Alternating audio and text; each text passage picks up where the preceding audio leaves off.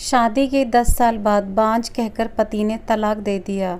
मैं अपनी माँ के पास आ गई। माँ के घर नौकरानी रोज़ घर की सफाई करने आती और कहती, तुम्हारे नसीब तुम्हारी माँ ने फोड़ा है। उसकी बात सुनकर मैं हैरान हो जाती। ये कहती क्या है, लेकिन एक दिन माँ की तबीयत बहुत ख़राब हुई। सब उन्हें अस्पताल ले गए। मैं पैसे लेने माँ के कमरे में गई तो कमरे में जाते ही मेरी नज़र एक चीज़ पर पड़ी कि मैं बेहोश हो गई, क्योंकि वहाँ पर तो मेरे पति सुबह घर से निकला पर अभी तक नहीं आया। अंधेरा होने को था, बादल भी चमक रहे थे, आसमान पर चमकती बिजली दिखाई दे रही थी और फिर हर थोड़ी देर बाद बिजली की कड़क सुनाई देती। यह सब देखकर मुझे डर लगता था। मुझे अजीत की फिक्र होती थी, वह अभी तक घर नहीं आए। काफ़ी रात हो गई। कुछ देर बाद अजीत घर आ गए तो मैं उन्हें देखकर मेरे दिल में जान आ गई। डर के मारे मेरी आंखों से आंसू निकल आए। अजीत ने मुझे रोता हुआ देखा और पूछने लगे, तुम रो क्यों रही हो? अजीत के सवाल पर मुझे बहुत गुस्सा आया। फिक्र हो रही है, ऊपर से ये बारिश और बिजली का कड़कना, मेरा तो दिल बैठा जा रहा था। मैंने कहा, इतनी रात हो गई, मुझे आपकी। अजीत ने मेरा हाथ पकड़ लिया और कहा, तुम मेरी इतनी फिक्र क्यों करती हो? मैंने कहा, अजीत मैं आपसे प्यार करती हूँ। अजीत ने मेरा हाथ पकड़ते हुए कहा, मगर मुझे तो तुमसे नफ़रत हो गई है। तुमने 10 साल की शादी में मुझे दिया ही क्या है? औलाद की ख्वाहिश मुझे अंदर ही अंदर खाए जा रही है। मगर हमारी शादी को कितने साल हो गए पर तुम एक औलाद ना दे सकी। शादी के इतने साल तक मैंने इस बारे में कभी भी तुमसे बात नहीं की कि तुम्हारे दिल को ठेस पहुँचेगी, पर अब बहुत हुआ। कब तक मैं यूं ही बे औलाद रहूँगा? इसलिए ना चाहते हुए भी मैं तुम्हें तलाक देना चाहता हूँ। तुम चाहो तो अपनी माँ के घर जा सकती हो, मैं वहाँ तलाक के पेपर भेज दूँगा। अजीत की बातें सुनकर मैं हक्का बक्का रह गई। अचानक अजीत को क्या हो गया? मेरी आंखें आंसू से भर गईं। मुझे अजीत ने ऐसे जुर्म की सज़ा सुनाई जिसमें मेरा कोई कसूर ही नहीं था। मैं पूरी रात रोते रह गई और जब सुबह हुई तो मैंने अपने कुछ ज़रूरी सामान पैकिंग किए, बिना किसी से कुछ कहे अपने मायके के लिए निकल गई। मायके जाते हुए मैंने सोच रही थी, अगर मेरी माँ को पता चलेगा मेरे पति ने मुझे छोड़ दिया है, उनके ऊपर क्या गुजरेगी। यही सब सोचते विचारते थी मैं अपने मायके पहुँच गई। सुबह सुबह का वक्त था। मैंने देखा पापा पेपर पढ़ रहे थे। मुझे देखते ही मेरे पास आए और पूछने लगे, क्या हुआ है मानसी, तुम इतनी सुबह सुबह? सब कुछ ठीक तो है? मैंने कहा, नहीं पापा, कुछ भी ठीक नहीं। अजीत ने मुझे छोड़ दिया है, वह मुझसे तलाक लेना चाहता है। मेरी बात सुनकर पापा वहीं पर गिर पड़े। माँ किचन में थी। पापा के गिरने की आवाज़ सुनकर वह दौड़ते हुए आई। हम जल्दी से उन्हें अस्पताल लेकर गए। डॉक्टर ने बताया उन्हें हार्ट अटैक का दौरा पड़ा है। डॉक्टर ने कुछ दवाइयाँ दी और कहा उनका ख्याल रखना होगा। हम दवाई लेकर पापा को घर लेकर आ गए। घर आने के बाद मैं बहुत शर्मिंदा थी। मेरी वजह से पापा की तबीयत खराब हो गई। माँ ने मेरे चेहरे को पढ़ लिया था। उन्होंने मेरा हाथ पकड़ते हुए कहा, मानसी, यह सब ऊपर वाले का कर्म है, तुम फिक्र मत करो, इसमें तुम्हारा कोई कसूर नहीं। तुम तो पहले ही इतनी बड़ी सज़ा से गुजर रही हो। माँ ने सांत्वना देते हुए मुझे बहुत समझाया। उस दिन से मैं और माँ पापा की सेवा करने में जीवन बिताने लगे। पर मैं जब भी अकेली होती तो फूट फूट कर रोती कि मेरे साथ ये क्या हो गया। जो पति मुझसे इतना प्यार करता था, अचानक उसने मुझे छोड़ दिया। यह सवाल मेरे दिमाग में बार बार उठता रहता। एक दिन मैं अपने कमरे में बैठी थी, तभी हमारे घर की नौकरानी मेरे कमरे में सफाई करने आई। मैंने उस वक्त रो रही थी। वह मुझे रोता हुआ देखकर कहने लगी, दीदी एक बात कहूँ? मैंने कहा, हाँ कहो, क्या बात? उसने कहा, दीदी मुझे आजकल के लोगों को देखकर बहुत हैरत होती है कि वो किस तरह लोगों को बर्बाद होता हुआ देखकर खुश होते हैं। मैंने घबरा कर पूछा, क्या मतलब है तुम्हारा? उसके बाद उसने जो कहा मैं सुन्न रह गई। उसने कहा, दीदी आपकी इस हालत की जिम्मेदार आपकी माँ है। वो आपको इस हालत में देखकर बहुत खुश होती होंगी। क्यों? उसकी बात पर झट से बिस्तर से उठकर बैठ गई। मैंने घबरा कर कहा, तुम ये क्या बोल रही हो? उसने कहा, मैं जो कुछ भी कह रही हूँ बिल्कुल सच है। अभी वह मुझे कुछ बता दे। तभी अचानक मेरी माँ उस कमरे में आ गई। वो नौकरानी को गुस्से से घूरने लगी। माँ ने कहा, तुम यहाँ पर बैठकर बातें कर रही हो तो बाकी काम कौन करेगा? उठकर जाओ और काम करो। नौकरानी के जाने के बाद माँ ने कहा, मानसी, नीलम से ज़्यादा बात मत किया करो। यह एक नंबर की झूठी मक्कार औरत है। यह लोगों के घर आधा अधूरी बातें सुनकर इधर उधर बातों को फैलाती है। मैंने कहा, माँ, पर नीलम तो शक्ल से ऐसी नहीं लगती ना। माँ ने कहा, तुम शक्ल सूरत पर मत जाया करो। शक्ल से तो अजीत भी तुम्हें अच्छा ही लगता था ना। याद है तुम अजीत के प्यार में कैसी पागल हुई थी कि मेरे और अपने पापा की बात तुमने नहीं सुनी और हमारे लाख समझाने के बाद भी तुमने उससे शादी करने के लिए हमें मना ही किया। और अब देखो उसने तुम्हारे साथ क्या किया। तुम्हारे प्यार का उसने मान रखा। औलाद तो बहुत लोगों को नहीं होती, तो क्या वह अपनी पत्नियों को छोड़ देते हैं? माँ की बातें सुनकर मैं कांप रही थी। फिर वो जोर से दरवाज़ा बंद करके बाहर चली गई। माँ ने मुझे मेरे पुराने दिनों को याद करवा दिया, जिसको मैं कभी याद ही नहीं करना चाहती थी। मुझे वो ज़माना याद आ गया जब मुझे अजीत से मोहब्बत हुई थी। मैं और अजीत एक ही कॉलेज में पढ़ते थे। एक दिन अचानक तेज़ बारिश हुई, फिर बादल गरजने लगे। मैं बहुत डर गई। कॉलेज में सब मेरा मजाक बनाने लगे। तब आगे बढ़कर अजीत ने मेरा साथ दिया। वह मेरा क्लासमेट था। उसने कहा, मेरी छोटी बहन बिल्कुल तुम्हारे जैसी ही बादलों के गरजने से डरती है। वह फिर मेरे मन को बहलाने के लिए ऐसी ऐसी बातें करने लगा कि मैं बादलों के गरजने से बिल्कुल भी ना डरूं। अजीत ने उस दिन मेरा बहुत ख्याल रखा। मैं उसके इस रवैये से बहुत खुश हुई कि कोई तो है जो मुझे समझ सकता है, वरना सभी मेरा मजाक बनाने में लगे हैं। फिर यूं हमारी दोस्ती हुई। धीरे धीरे यह दोस्ती प्यार में बदलने लगी। उस दिन से अजीत मेरा बहुत ख्याल रखने लगा। यूं साथ पढ़ते पढ़ते हमारी पढ़ाई पूरी हुई। पढ़ाई के बाद मेरे घर में मेरे रिश्ते की बात चलने लगी। फिर एक दूसरे रिश्ते में पापा ने मेरी शादी तय कर दी। पापा का फैसला सुनकर मेरा दिल घबराने लगा। मैंने तुरंत अजीत के पास फ़ोन कर दिया। मैंने उसे बताया, पापा ने मेरी शादी कहीं तय कर दी है, लेकिन मेरा दिल बहुत घबरा रहा है। मुझे कुछ समझ में नहीं आ रहा मैं क्या करूं। उसने हंसकर कहा, क्योंकि तुम मुझसे प्यार करती हो इसलिए तुम्हें कुछ समझ में नहीं आ रहा, लेकिन यह बात तुम कह नहीं पा रही हो। अजीत ने यह सब कहते हुए मुझे प्रपोज कर दिया। मैं खुशी के मारे झूम उठी और जल्दी से फ़ोन रखकर बाहर निकल गई। अपनी माँ को ढूंढने लगी। देखा माँ कमरे में बैठी हुई थी। मैं जल्दी से उनके पास गई और कहा, माँ, अजीत ने मुझे प्रपोज कर दिया, इसलिए आप लोगों ने जो मेरे लिए रिश्ता तय किया है, मैं वहाँ नहीं बल्कि अजीत से शादी करूँगी, जो मेरा क्लासमेट है। मेरे इस बात पर माँ ने जोरदार थप्पड़ मेरे गाल पर लगाया और कहा, अच्छा, तुम अपने बाप की मर्जी के खिलाफ जाओगी, ऐसा भूलकर भी मत सोचना। माँ का यह रवैया देखकर मैं बहुत दुखी हुई, क्योंकि उन्होंने आज तक मुझ पर हाथ नहीं उठाया।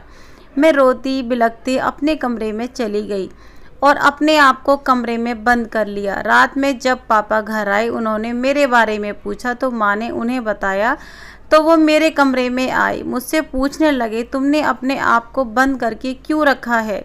उन्हें देखकर मैं फूट फूट कर रोने लगी। सारी दास्तां सुना दी। पापा ने कहा, बेटा, पर मैंने उन लोगों को जुबान दे दी है, तुम्हारी शादी अब वहीं होगी। मैंने कहा, पापा, चाहे तुम कुछ भी हो जाए, मैं किसी और को एक्सेप्ट नहीं कर सकती, क्योंकि मैं अजीत से प्यार करती हूँ, उसके बिना नहीं रह सकती। पापा कुछ कहे बगैर ही कमरे से चले गए। मेरे लाख समझाने पर मेरे घर वाले किसी तरह इस शादी के लिए मान गए और कुछ दिन बाद मेरी शादी अजीत से हो गई और मैं अजीत की दुल्हन बनकर उसके घर आ गई। उसके बाद तो मेरी ज़िंदगी खुशियाँ ही खुशियाँ। अजीत और उनकी पूरी फैमिली मुझसे बहुत प्यार करती। वो लोग मुझे अच्छे लोग लगे। हमारी ज़िंदगी कुछ यूं ही गुजर रही थी, पर शादी के 3 साल बाद भी मुझे कोई बच्चा नहीं हुआ। एक दिन मेरी सास मेरे पास आई, मुझसे कहने लगी, बेटी, मैं चाहती हूँ कि हमारे भी घर में बच्चे की किलकारियाँ सुनाई दें। तुम्हारी शादी को कितने साल हो गए, तुमने मुझे वह खुशी नहीं दी। मैं तो यह कहती हूँ कि तुम और अजीत डॉक्टर के पास जाकर अपना इलाज करवा लो। फिर हमारी शादी को धीरे धीरे 7-8 साल बीत गए, लेकिन मैं माँ नहीं बन सकी। बच्चे की कमी मुझे अंदर ही अंदर खा रही थी। अब बड़ी से बड़ी खुशियाँ भी मेरे लिए अधूरी थीं। एक दिन मेरी सास ने अजीत को दूसरी शादी के लिए समझाते हुए कहा, मैं चाहती हूँ कि हमारे घर में पोते पोती की किलकारियाँ सुनाई दें। यह बात सुनकर मैं बहुत सन्न रह गई, क्योंकि औलाद मर्द की कमजोरी होती है, इसलिए ना चाहते हुए भी अजीत दूसरी शादी जरूर कर लेंगे। पर मैंने देखा कि जब अजीत की माँ ने उन्हें दूसरी शादी के लिए मना रही थी तो अजीत ने दूसरी शादी के लिए साफ साफ मना कर दिया। जब मेरी सास ने ज़्यादा जोर डाला तो अजीत ने इस कचकच से दूर रहने के लिए उनके घर छोड़ दिया। हम दोनों एक किराए के घर में रहने लगे। मैंने यह सारी बातें अपनी माँ को बताई कि माँ, अजीत मुझसे बहुत प्यार करते हैं। शादी के इतने साल बाद भी उन्हें आलस्य नहीं दे पाई। उनके घर वाले उनकी दूसरी शादी करवाना चाहते हैं, पर वो मुझसे बेहद प्यार करते हैं, इसलिए उन्होंने अपने घर वालों की बात नहीं मानी। आए दिन इस बात को लेकर हमारे घर में रोज़ किचकिच किचकिच होती रहती। इस वजह से उन्होंने मुझे दूसरा घर लेकर दे दिया, जहां हम बहुत सुकून से रह रहे हैं। माँ ने कहा, चलो अच्छी बात है, तुम्हारी पसंद बहुत अच्छी है, तुमने अपने लिए बहुत सोच समझकर फैसला लिया।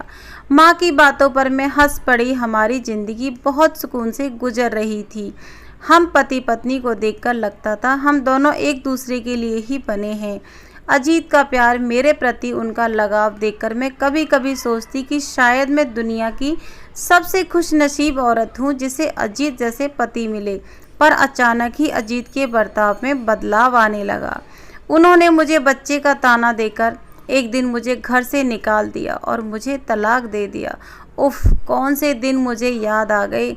उसे सोचकर तो मेरा सर फटने लगा। मैं कमरे से बाहर निकली और हाथों को मुंह धोकर सोफे पर आकर बैठ गई।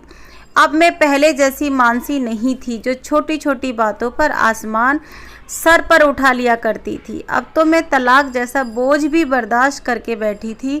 मेरा मुरझाया हुआ चेहरा देखकर माँ ने मुझे बड़ी हैरत से देखा। फिर उन्होंने मेरे लिए खाना लगाया। हम सब मिलकर खाना खाए। अगले दिन जब फिर घर की नौकरानी आई तो मुझे अकेले पाकर उसने वही बात फिर से दोहराई, लेकिन आज की बात उसकी बहुत सख्त थी। उसने कहा, आपकी माँ नहीं बल्कि डायन है जिन्होंने आपके साथ यह सब किया और आप बेऔलाद रह गई। आपके पति ने आपको तलाक दे दिया। अब मैं उससे कुछ पूछती तभी माँ कमरे में आ गई। नीलम से कहने लगी, चलो बहुत कपड़े हो गए हैं, जल्दी जाकर धो लो। पर उस दिन नीलम की बातों से उलझ गई। आखिर यह सब है क्या? नीलम बार बार मेरी माँ को दोषी क्यों ठहराती है? क्या वो सच बोल रही है? लेकिन ऐसा कैसे हो सकता है? मेरी माँ मेरे साथ ऐसा क्यों करेगी? मेरी माँ को मेरी खुशियों से क्यों जलन होगी? वो तो मुझे खुश देखना चाहती हैं, लेकिन मेरे दिमाग में बहुत से सवाल उठ रहे थे।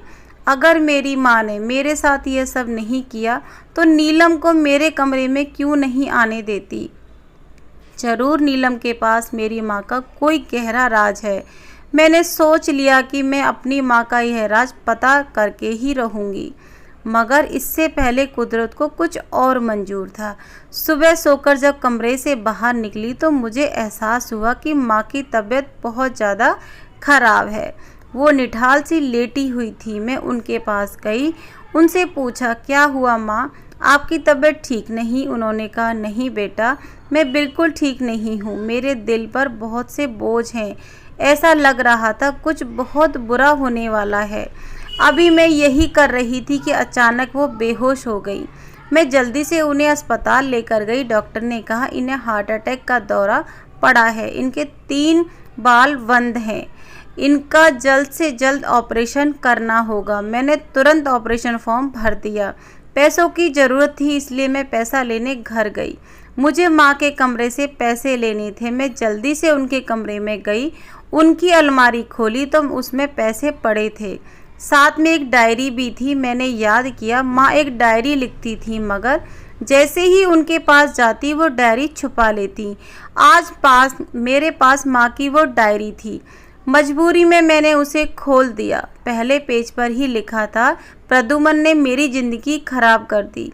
यह देखकर मेरा दिल झटक गया। मेरी माँ और मेरे पापा तो बहुत प्यार करते थे, फिर ऐसा क्या लिखा? कुछ गड़बड़ तो ज़रूर है। फिर भी मैंने रुखस किया कि माँ की डायरी पढ़ने लगी। आगे आगे पन्ने पलटते हुए जब पढ़ती जा रही थी तो वो मेरे दिल को और भी दहलाने लगे। माँ ने लिखा था, मेरी शादी प्रद्युम्न से बहुत मजबूरी में हुई। हम 6 बहनें थीं। मेरे माँ पापा बहुत गरीब थे, जो हमें पढ़ा लिखा भी नहीं सकते। 2 वक्त की रोटी हमें मिलती मुश्किल से। इसलिए ना चाहते हुए भी घर वालों ने मेरी शादी प्रद्युम्न से कर दी, जो उम्र में मुझसे काफ़ी बड़े थे। एक बेटी के पिता भी थे। प्रद्युम्न ने पहली रात में मुझे अपनी 2 साल की बेटी मेरी गोद में डाल दी। बच्ची बहुत छोटी थी, इसलिए मुझे उसका बहुत ख्याल रखना पड़ता। मैं मानसी से नफरत करती थी, लेकिन पति के खुशी के खातिर मैं उसका ख्याल करना शुरू कर दिया। प्रद्युम्न ने कहा, उसने मुझे खुश देखने के लिए बच्ची को मेरे पास रखा है, लेकिन अपने दिमाग से मैं काम किया करती। उनकी इस बात ने मेरा दिल जीत लिया। फिर मैंने मानसी को दिल से अपना लिया। सगी बेटी से बढ़कर प्यार देने लगी। एक दिन ऐसे ही गुजरने लगे। हम मानसी की शादी के बारे में सोचने लगे, लेकिन एक दिन प्रद्युम्न का एक दोस्त आया। उन्होंने हमें बताया कि प्रद्युम्न के द्वारा की गई छल कपट की वजह से हमारी संबंधिता किसी भी रूप में ठीक नहीं। उन्होंने कहा कि मानसी के लिए मुझे बताया कि प्रद्युम्न ने उसकी ज़िंदगी में खिलवाड़ किया। उसे माँ बनने से रोकने के लिए उसके खाने में ऐसी दवाई मिलाई जिससे वो माँ नहीं बन सकी। मेरे मन में बहुत सारे सवाल उठ रहे थे। क्या यह सब सच है? क्या प्रद्युम्न ने वाकई मानसी के लिए मेरे साथ ऐसा किया? क्या मानसी की वजह से वह माँ नहीं बन सकी? मैंने अपनी माँ के दिल में यह सब कुछ छिपा हुआ पाया और अब यह सब सामने आ रहा था। मेरी माँ की डायरी में मेरी दुनिया को हिला दिया। मैंने उनके इस खूबसूरत सफ़र की कहानी को पढ़ते हुए आखिरकार एक माँ की भावनाओं को समझ गई।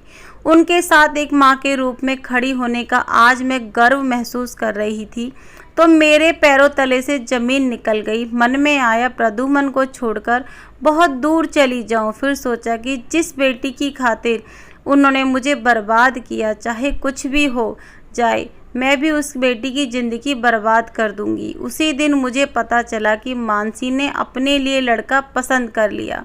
इसलिए मैंने उसे एक थप्पड़ भी दिया, क्योंकि मैं चाहती थी उसकी शादी हमारी मर्जी के मुताबिक हो। और मैंने अपने दूर के रिश्तेदार में पता करके उसके लिए ऐसा लड़का ढूंढ भी लिया। लड़का बहुत शराबी था, पर मानसी ने अपनी जिद में आकर उसी लड़के से शादी की जिससे वो बहुत प्यार करती थी। वह लड़का भी उससे प्यार करता था। मेरी सारी उम्मीदों पर पानी फिर गया, क्योंकि शादी के बाद सुनाई पड़ा कि मानसी अपने घर में बहुत खुश है। लेकिन मैंने एक तरकीब निकाली। मानसी ने जहाँ पर शादी की उसका घर हमारे घर से लगभग 2 किलोमीटर दूरी पर था।